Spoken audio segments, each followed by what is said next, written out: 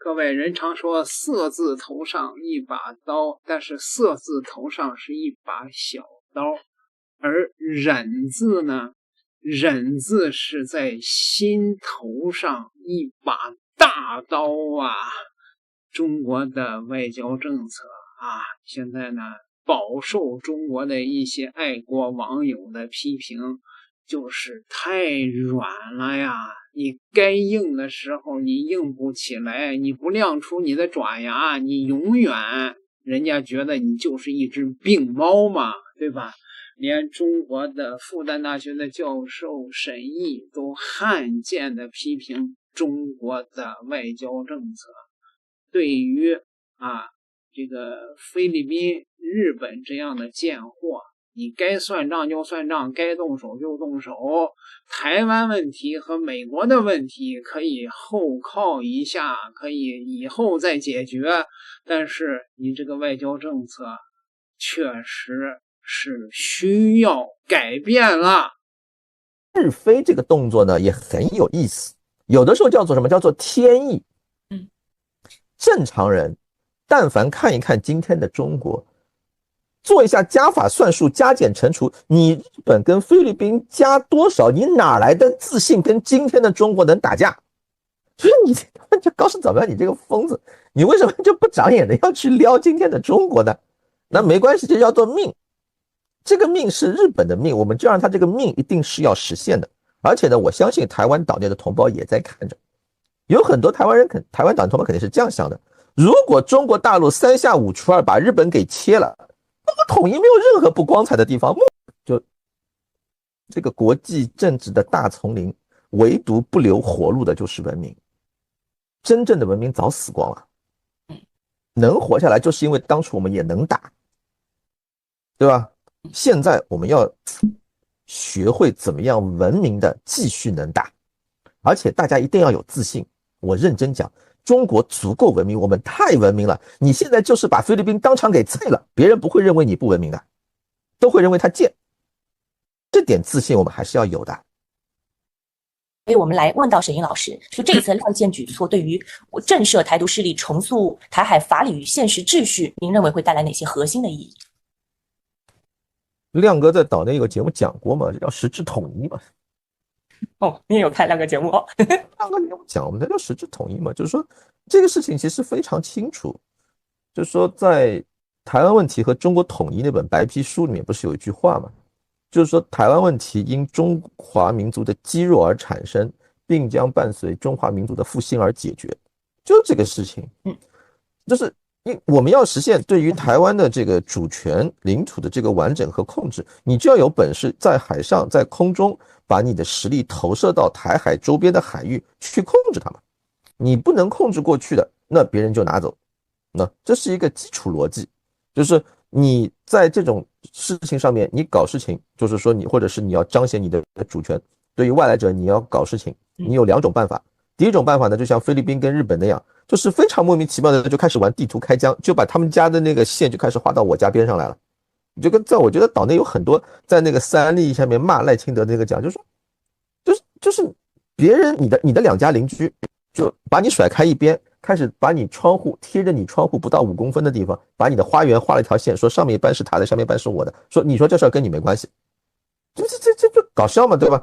但是呢，這種玩法在國際法上面是什麼？其實就是為了將來打官司去制造既成事實，就是先畫一張地圖出來，先開一個會，然後說呢，這叫什麼？這叫申索，就提出了他那個權利申索。這個權利申索在法律上，在國際法上跟民事法上一樣，它叫做意思表示。你這個意思表示呢，接下來呢就是當事方，這個當事方中國就是當事方，那大陸跟台灣就兩邊，你這當事方的第一反應是非常重要的，因為一般會認為你這個第一反應是你的真實反應。那賴清德在這邊島內的這個東西，我說的直白一點，用我的觀察，他認為是什麼呢？這個就叫做賣台謀獨。就是說句不好聽的，這個好像在歷史上也不是說沒有過。我說石敬瑭嘛，也有點讓很多人感到不開心。就總之就是把這邊的利益就賣出去，然後交換什麼？交換你將來支持我的這個位置。就說白了就是這。但是呢，所以我就說賴清德這個人可能跟島內說他這個是日本人，這個或者精神日本人，這不怎麼學中国近代史，這個是有關係的。近代史以来，中國老百姓，不管是大陸的老百姓還是台灣島上的老百姓，去決定一個政治人物他的合法性和接納度的一個核心標誌，就是當外面有手伸進來去損害中國的領土和主權完整的時候，你的態度是什麼？實力有強有弱，你的態度是什麼？你有沒有拿出態度來？你哪怕做一個意思上的表示，說我不接，那這種也被認為是有合法性的。你就比如說五四運動的起源，在那個凡爾賽合約，那我就不簽呀。你既然在協議裡面寫了我要把我家山東從德國轉給日本，我不同意，那怎麼辦？我就不簽。我哪怕打不過你，但是我就不簽。你有了這個意思表示，這個是非常重要的。為什麼？因為有了你這個意思表示之後，後面你實力強了，你可以根据這個意思表示，在國際法上把東西翻回來，你知道嗎？就如果說開玩笑講說台灣真的像他們講的，真的假設賴清德是個主權者，他的第一反應台灣就完蛋了，他那邊東西就沒了。对，他的第一反应就是說啊，我同意，那你就沒了，你 game over 了。你将來台灣的台灣的漁民出去打魚，他的那個漁區就會變成他必須每天在日本和菲律賓的專屬經濟區裡面去打魚，那是會被驅趕的，他們會有執法權的，這個是有直接影響的。然後大陸的反應叫什麼？大陸的反應就回答了一個問題：為什麼到最後就是中國近代歷史到最後大家是怎麼去認可和接受共產黨的？這個相當大的一個合法性是什麼？就是近代以來對於外部掠奪中國主權和領土、侵害主權和領土完整的行為，共產黨始終是反擊的。這就是非常行为的非常經典的意思表示，你守不住了，对吧？那我來守啊，這是我的地方，你別搞了，我直接過來。而且你會發現，一開始外交部只是在口頭上進行了這個外交上的意思表示，但是後面海警船就像亮哥講的，這個是非常重要的。我們直接進行了主權的事實管轄，我行使了事實上的管轄，就是說我在這不是做演習，我叫什麼？我叫執法，我開始執法巡航了。然後這次事件的意思就是那個海警，你們玉渊他那天不是也出了一個圖嗎？就是說那個六邊三角的那個圖，就是從下金水域出發，從釣魚島水域出發，然後從巴丹那個群島上面出發，從西面，從北面，從南面三個方向，我們構建了一個我們在台島周邊進行主權管轄的水域範圍，這個圈子圈起來了。這個圈子就像剛才亮哥講的，那是一個比較有技巧性的，或者說實力和策略兩條線做得非常好的一個選項，就是說我們向全世界給出了我們在這個地方完整的主權管轄的那個界限出來了。這個巡航範圍體內，這是我的領土和主權範圍。你們外面日本跟菲律賓誰支持誰反對，你來。那就我在捍衛我的領土和主權完整，我不接受你的這個劃界的。這個對外就直接把伸進來這個手打回去了。對內，那我說實話，我這次事件當中，我個人覺得我對於台灣島內民眾對於賴清德當局的那些反應，我覺得是比較欣慰的。就基礎的血性還在。什麼叫基礎的血性還在？就是對於賣台求獨這個做法不接受的。就簡單來說，就不接受溥儀通過投靠這個日本人的方式去搞這種事情，把祖宗地方都賣掉了以後去搞這些不幹的，這個不接受的。就是說這種行為，那別的主張另外去講，但是這種行為包括很多民眾在那兒明確，包括很多評論人講，他整天掛在嘴邊的那個什麼抗中保台嘛，對，然後整天把這個領土跟主權這個東西放在那兒嘛，那現在你看到就是真的這個所謂的領土跟主權來了之後，直接就賣掉的。他的那個抗中保台純粹就是在島內和對大陸，所以這件事情在賴清德來說是他政治上非常嚴重的一次破產。就這個人他搞的這個台獨核心就一條，就是什麼？就是出賣台灣的核心利益給日本、給菲律賓、給美國，對他們予取予求，然後呢指望他們幫助他實現偏安一隅的這個小想法。就這個邏輯已經出來了。那我也很明確的講，這個邏輯就是石敬瑭式的邏輯，這種邏輯是不成立的。就這個邏輯在中國歷史上，在中國的這個政治文化裡面是不成立的。所以台灣島內民眾，哪怕他那個不管他平時的那個統獨問題上的立場是什麼，就真正有獨立思想的，哪怕是那種嚴格意義上的獨派，對這個行為肯定也是看不慣的，肯定也是不爽的。這個我覺得是沒有什麼爭議的。所以呢，我覺得島內民众呢，在這方面是要去好好想一想。如果你那幾種情況啊，如果你認同的是两岸一中，就兩岸同屬一個中國，那具體名字你願意去討論，那麼你就要想清楚這樣一個問題。現在一個客觀的情況就是又像歷史上那種事情一樣，誰有能力、有意願、有足夠的實力去捍衛中國的領土和主權完整。說的再到底一點，兩岸之間的關係怎麼處，關起門來大家自己家裡面的事自己聊。現在有人侵門踏戶，這條事情上面现在誰在做事情，應該怎麼做，至少在這點上大家要有一個最低限度的共識，這個才有談的基礎嘛。而不是說啊，動不動就說啊，這個東西我賣掉啊，賣掉了以後引狼入室，然後來幫我這邊撐一把，來讓做些什麼，那這個你基本上就 out， 你就出局了。這個遊戲裡面你玩遊戲那個資格你自己喪掉的。最近這第二波開始，他覺得有點不对了，開始往回找補，但是你就會發現非常明顯的什麼意思，就是國民黨那邊可能還敢對日本稍微放點狠話，民進黨那邊不要說對美國放狠話，对日本我發現民進黨那個態度比更真的就是我說句不好聽的，大概也就是像溥儀跟汪精衛的大概能夠跟他比一比，就是對日本完全是沒想法的。這個我說實話我也有點驚訝，為什麼？因為按照我原來的想法，你民進黨為了他自己那套東西，好歹也要象徵性的裝一裝吧，就是有一些基礎儀式性的東西。之前不是那誰，那這個時候要說了，那誰是馬英九還是什麼時候？不是為了菲律賓那邊有漁民起衝突這個事情，軍艦不是出去了嗎？直接我記得有一段是護漁行動的。對，那不管到最後結果怎麼樣，這基礎態度是對的。這個基礎的態度，在這種最核心的利益上，面對外人，那個是很明顯的外來的這個東西，在這搞三搞四的時候，這種基礎態度，你現在民進黨在這個東西上面不是丟分的問題，是整體性的，它的某種觀感就已經徹底破產了。最後，大陸、中國，我們要想一想一個很現實的問題。剛才亮哥講說，美國讓菲律賓跟日本來搞，就是說他如果把台灣棄保了以後，所謂的第一島鏈。我覺得呢，日本的事情我們先放在一邊。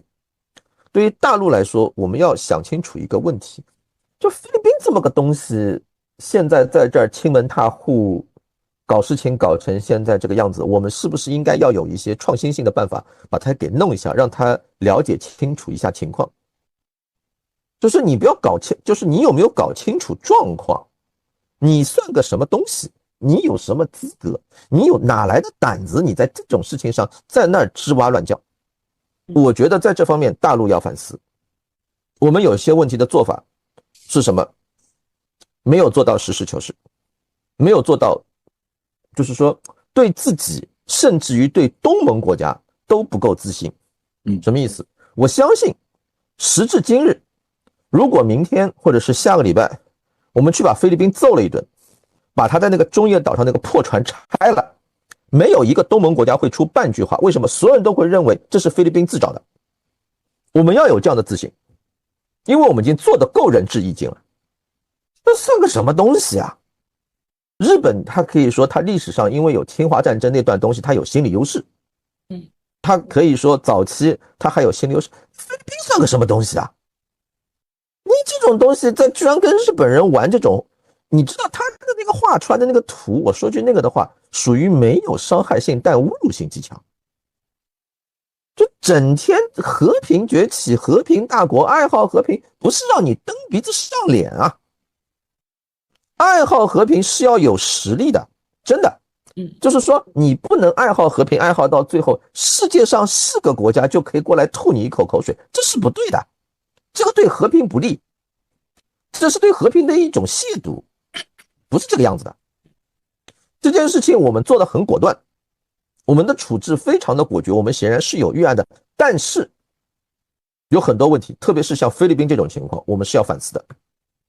你可以跟菲律賓人民好啊，但是你要學會能夠精準的打擊馬克思啊。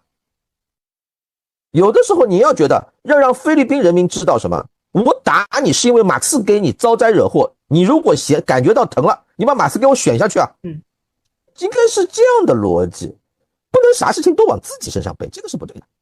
這個東西我覺得，就算你講說啊，不去追究以往，反正以前嘛，都是歷史上客觀形成的有当時的歷史局限性。现在我們是時候要去好好想想這個問題了。手上有實力了，又是如此堅定的愛好和平，究竟以什麼樣的方式才是真正正確的方式，去捍衛自己的利益，去維護和平？真的要好好想一想。現在我覺得吧，在某種程度上解決台灣問題的那個場景好像已經變得越來越清晰了。什麼叫变得越来越清晰了呢？第一，美國會被勸退。美國會被勸退，就是說93閱兵之後，中國所具備的軍事能力可以確保美國在第一島鏈以西或者是關島以西的整個西太場域，不管是他自己 all in， 還是加上他的日本啊，你能想到的所有軍事同盟，他的海空軍事力量介入，他都沒有可能贏得一場與中国大陸正面的圍繞台海為核心爆發的一場軍事衝突的勝利。這個事情遊戲已經結束了。所以呢，我覺得從美國的角度上來說，他只是需要解決一個體面退場的問題。這體面退場呢，就意味着什麼？對於美國來講，他只要保住日韓同盟啊、軍事同盟這些東西啊，他就可以宣稱自己只是把原來屬於中國的東西還給了中國，沒有任何實質性的改变，整個地緣政治態勢啊，這些軍事同盟通通都存在。我覺得對於美國來說就是一個可以接受的局面，就是現在的第一島鏈就基本上回到什麼，就回到1950年艾奇遜在美國國際新聞俱樂部發表的演說，美國在遠東地區的第一道防線從阿留申到日本到菲律賓，最多加個韓國，再加個朝鮮半島。但是呢，這裡面有一個變量，什麼變量呢？变量，这就是日本。什麼叫日本呢？日本現在有兩個日本，第一個日本是現在真實存在的那個日本，第二個日本是根據開羅宣言和波茨坦公告在二戰後的世界秩序裡面所規定的那個日本。現在的日本比那個日本要大一點，多出來了一塊，至少多了一塊稱之為琉球的東西。所以我覺得剛才亮哥講的這個台灣問題當中的這個日本變量和日本要素，說白了就是如果日本明智的，我跟你講，真的從中國大陸的角度來說，讓大陸感到惡心但是沒有辦法必須要接受的解決局面是什麼？就是現在這個日本跳出來說我支持你和平統一，讓你中國大陸對日本沒有任何理由去發作，你根本没有理由去談這個開羅宣言和波茨坦公告。人家日本把台灣都支持台灣和平統一了，你還有什麼理由？你在道義上就師出無名，你就只能老老實實的拿回來一個叫台灣的島。然後呢，人家在這個沖繩啊那些什麼宮古那些地方擺一堆東西，反正不管是惡心你啊還是弄你啊，都會弄的那個。但是呢，還有第二種辦法，第二種情況就是高市早苗很有可能，比如說他跟賴清德就擦枪走火了，就擦出花樣來了。這個擦出花樣來就是剛才亮哥講到的那個路線，就是本質上我們是被日本給挑釁了，是日本開了第一槍，然後順帶在解決的過程當中把台灣問題一起解決了。我覺得我們肯定不反對這個解決方案，甚至這個解決方案美國都不反對。為什麼？因為美國的政客需要向美國的国內的那些他的政治上的對手有一個交代，你打得過不啦？那別人說，那中國你沒有打過，你怎麼知道他能打成什麼樣子？那你看他打日本打成那個樣子，你打得過不啦？你打不過不就算了，結束了，討不到任何便宜的。但是呢，充分的展示了相關的實力，並且呢，我說實話，從中國大陸角度上來說，台灣就只有2種回來的方式。那個正當時那個公眾號寫過一篇很有趣的文章，叫從3選1到1選2。所謂以前的3選1，就是台灣在所謂的台獨、維持現狀和統一之間3選1。現在台灣很快就變成了一選二，就是你可以選擇統一，你只有選項叫統一，但是呢，你可以選擇是和平方式統一還是非和平方式統一。對台灣島內來說，最好的辦法是你主動去選和平統一。對日本來說，你最好的辦法是去選和平統一。但是如果說你一定要選非和平統一，對中國大陸這邊來講，我個人的觀點叫什麼？如果真到了非和平統一那一步，那不是說什麼，既然来都來了，有些賬不如一次性算清楚。就有點像什麼？就有点像，比如說40年代，世界上一大堆殖民地、半殖民地国家摆脫殖民地、半殖民地的身份，獲得了政治上的独立。在這個過程當中，他如果來一場武裝革命，就相當於他為他這個國家未來的發展去打一個地基。既然開始打地基了，你就不妨打深一點、打寬一點、打廣一點。為什麼？打完這個地基之後，未來50年、70年的發展有的是充分的機會。結果該打的時候你不打，弄了一個東西，看上去嘛很快，結果造着過了10-20年，你就發現空間太少，沒有解決實質性的問題。我覺得台灣問題現在目前的這個局面已經變得很清楚了。最好站在我個人的角度，我認為比較理想的是，既解決台灣問題，又解決琉球問題，順帶還解決日本問題，3個問題一次性一起解決。解決了這3個問題之後，菲律賓那些宵小也沒什麼興趣好動了。但是呢，有一點請大家放心，我們對於日本這個國家本身，這個日本国家就是它開羅宣言講的那4個島本身，我們是沒興趣的。我們唯一的興趣是，第一，恢復戰後世界秩序對於日本領土的法律安排。琉球你給我吐出來，那不是你的。我開羅宣言和波茨坦公告的這個法理必須得到有效的執行，這是中國作為負責任大國應盡的義務。第二，根除日本軍國主義。為什麼？因為軍國主義就是戰爭。從兩岸統一的問題上，你就可以看得出來，一個復活軍國主義的日本就不惜以挑起台灣問題，造成地區和平的安全與穩定的威脅，作為它復活的條件。所以軍國主義就是戰爭，為地區長遠和平與穩定計，軍國主義必須被消滅。我們對日本這個國家沒有興趣，但是我們認為日本軍國主義必須被消滅，它必須被清算，它不被清算，它不被消滅，對於子孫後代我們是不負責任的，這是不對的。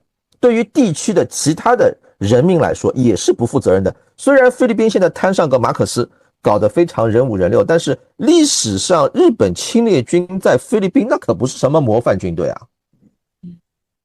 歷史上日本軍隊是標準的獸軍。用中國古代的話來講，日本軍隊打仗就叫做率獸食人。這種東西你讓它重新復活出來，對於人類來說都是一個不穩定的、不安全的、不協調的因素，它必須被消滅。這個事情是在中華民族偉大歷史復興進程當中，你說的玄乎一點，歷史給你的一個考驗，就這道題你必須要做的，你不做這道題，你的偉大復興本身是不完美的。因為你這個局面沒擺平啊，而且站在美國的角度，他也不介意讓日本軍國主義來檢驗一下你中國的成色。當他看到你中國具備這樣的實力的時候，你放心，美國一定會說出那句話：學霸，我們來做朋友吧。美國是跟學霸做朋友的，他不會跟學渣做朋友的。這個是建立在實力基礎上，而且你看，美國說我們為什麼做朋友？我在過去150年的時間裡面把日本吊打過2次，你現在中國把它也吊打了1次，不錯不錯，我們是势均力敌，我們是一個 level 的对手。我們既然是一個 level 的对手，我們就可以作為一個 level 的朋友。這個是美國文化，各位，大家不是都喜歡講美國文化？美國文化是強者對強者的尊重，是強者对强者的友誼，不是跪在那兒去討好了，那個東西人家直接是骑你臉上開大的，好吧？不是這個樣子。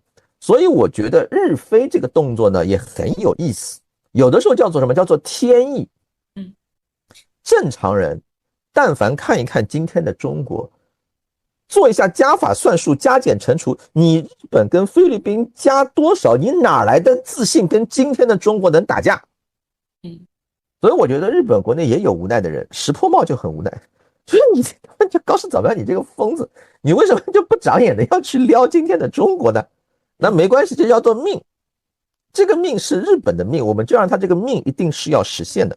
而且呢，我相信台灣島內的同胞也在看着，有很多台灣島的同胞肯定是這樣想的：如果中國大陸3下5除2把日本給切了，那麼統一沒有任何不光彩的地方，慕強啊，很正常的。那我們看到日本是什麼態度？日本被中國大陸切成什麼樣子了？那我們跟中國大陸統一，这我们威风啊！這個是非常樸素的想法。你沒有這個東西，你拿別的東西去會它，去怎麼樣它，他總覺得差點意思。我覺得這個心態是比較微妙的，大家必須正視這種心態。當然最後一點，這個問題在我們自己身上。中國傳統文化的 DNA 是講究文明的。我們真的骨子裡面非常文明，非常和平，但是這個國際政治的大叢林，唯獨不留活路的就是文明。真正的文明早死光了，能活下來就是因為當初我們也能打，對吧？現在我們要學會怎麼樣文明的繼續能打，而且大家一定要有自信。我認真講，中國足夠文明，我們太文明了。你現在就是把菲律賓當場給菜了，別人不會認為你不文明啊，都會認為他賤。這點自信我們還是要有的。這個沈毅教授在這個海峽兩岸的節目上，這個海峽兩岸的節目應該是有一定的中國大陸的官方背景啊。沈教授可以說是哀其不幸，怒其不爭啊。就是中國政府要聽聽這些愛國的專家學者還有愛國群眾的看法吧，這樣久而久之會失去民心的。點個訂閱，咱們下期再聊。